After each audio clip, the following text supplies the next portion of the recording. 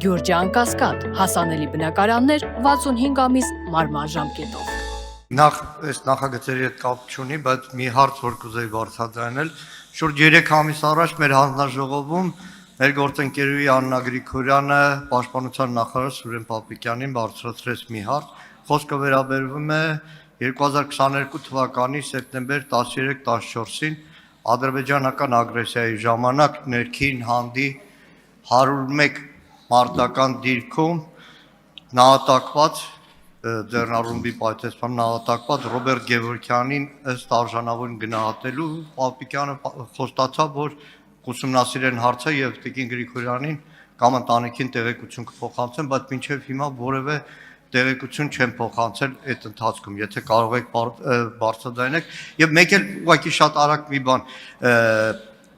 27-ից 37 տարեկանների, այսինքն 20 թվականի 44-օրյա պատերազմից հետո, 23 թվականի Արցախի հայաթափումից հետո Հայաստան տեղափոխված արցախցի երիտասարդները այն կարգավորումը, որ պարոն Սարգսյանը նախագծով կար քաղաքացիությունից հետո կամ ծառայում են կամ փողով էին ազատվում, իրենց վրա չի տարածվում։ Այսինքն իրենք ստանում են քաղաքացիություն եւ Այո։ Երկրորդ հարցի պատասխանը ձեր հարցում արդեն կար, բնականաբար այստեղ ձևակերպվելու է, որ սույն հոդվածի դրույթները չեն տարածվում 20 թվականի, 23 թվականի այդ ռազմական գործողությունների հետևանքով Լեռնային Ղարաբաղից բռնի տեղահանված անձանց վրա։ Բնականաբար խնդիրներ է ծագում։ Ինչ վերաբերում է ձեր նշած զոհված զինծառայողի վերաբերյալ Տիկին Աննա Գրիգորյանի բարձրացրած հարցին, իրականում մենք իրականացրել ենք ուսումնասիրություն, ուսումնասիրել ենք նաև հանձնաժողովում քննարկած արդյունքները, պարզվել է, որ տվյալ զինծառայողը արդեն իսկ ունի պետական պարգև, պարգևատրվել է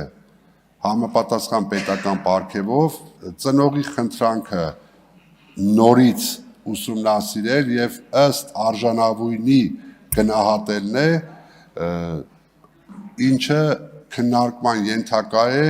որի մասին ես աշխատանքային կարգով լավ կլինի ձեզ տեղեկացնեմ, դուք Տիկին Աննա Գրիգորյանին տեղեկացնեք։ Պատասխան ունեմ ես, այս քննարկումից հետո ձեզ կտեղեկացնեմ։ Շնորհակալ եմ պարոն Սարգսյան, այդ ժամանակ հանձնաժողովում էլ եղավ, խոսքը վերաբերում էր արարության մեդալի, որ այդ մարտական գործողություններին համատարած զինծառայողներ արժանացել էին, արդեն նիստից հետո հանձնաժողովում կխոսենք, բայց քանի որ կար ժամանակ ունեմ եւ խոսք բացվեց 2022 թվականի սեպտեմբեր 13-14-ի ռազմական գործողություններին, պատգամավորները կհիշեն, մենք ազգային ժողովի աշխատանքները էքստրեմալ կարգով ընդհատեցինք, բայց կուզեմ ցավալի մի փաստ, որպես պաշտպանության նախարարի հիմա պարտականությունները կատարող, խիստ անընդունելի մի դրվագի վրա կուզեմ ուշադրություն դարձնել, անցնող տարի սեպտեմբերի 13-ին շաբաթ օրը երեկոյան, երբ որ լրանում էր ադրբեջանական ագրեսիայի եւ մեր զինված ուժերի 225 զինծառայողների նահատակության օրը, պաշտպանության նախարարության զինուց ծրագրով որևէ բան, թեկուզ որևէ հիշատակում չեղավ, որ 3 տարի առաջ դրանից զինված ուժերի զինծառայողներ իրենց կյանքի գնով պաշտպանել են Հայաստանի Հանրապետության սահմանները։ Պարոն Մանուկյան, նախ ցանկանում եմ տեղեկացնել, որ կոնկրետ օրերով չեն արձագանքներ լինում, բայց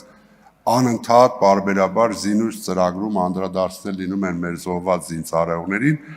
Միաժամանակ ցանկանում եմ հիշեցնել, որ ազգային ժողովի падգամավոր Գեգամ Նազարյանի նախաձեռնությամբ եւ մյուս մեր գործընկերների նախաձեռնությամբ ընդունվեց օրենքի նախագիծ, որով հիշատակի օրերում հստակ օր ամրագրվեց